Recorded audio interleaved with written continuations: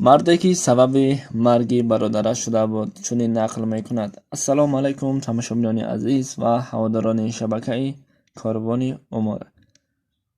از شما خواهش میکنم که اولا قصه ما را با دقت خوب گوش کنید و بعدا فکرهای خود را در کامنتاریا نویسید.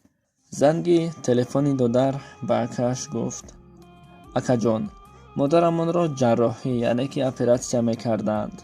دکترها میگویند با مادرمان یا دل من یا اینکه دل شما مطابق می آمده است.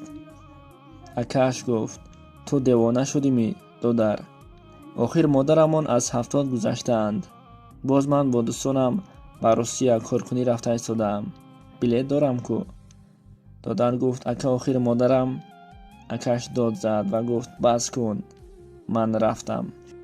همین طور از بین 2 سال گذشت. برادرش به خانه برگشت. از دروازه در آمده با چی چشمان دید که مادرش در حوله کارهای خانه را کرده گشته است و بوی نان گرم تنوری به دماغش رسید. حیران شد. مادر جان، خودتان هستید می؟ گفته پرسید. مادر گفت: من هستم، خودم هستم. بیا پسرم، برای تو خوراکی دوست داشته اد یعنی که من تو پختم.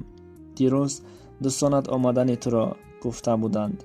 برای آمدن تو نان گرم و خوراکی دوست داشته ات را پخته تیار کرده ماندم پسر جان. پسر گفت: مادر جان، من هم شما را بسیار یاد کردم. دادرم نمیتابد. کجاست دادرم؟ مادر با چشمانی پر از اشک گفت: دادرت در دلم زندگی دارد. و یک مکتوبی را به دستش داد. در مکتوب چنین نوشته بود: اکا جان، شما بسیار انسان خوب هستید. غیر از شما و غیر از مادرم دیگر هیچ کسی ندارم. همان روز اگر شما دلم را میدهم گفته راضی می شدید، من هرگز رها نمی دادم. نمی گذاشتم که شما دلتان را به مادرم دهید. الکی من قراری خود را قبول کرده شدگی بودم. اکنون هیچگاه مرا مردگی نگویید. مادرمان را سخت به آغوش گیرید. من با مادرم یک هستم.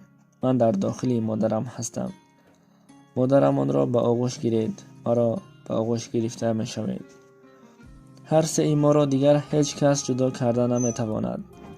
اکا جان، من شما را بسیار سخت دوست می دارم.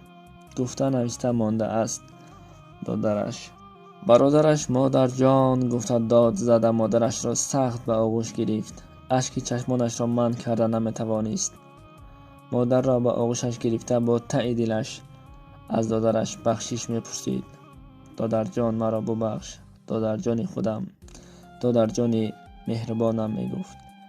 زیرا دادرش برای مادرش دلش را جراحی کرده داده بود و خود از دنیا چشم پوشید.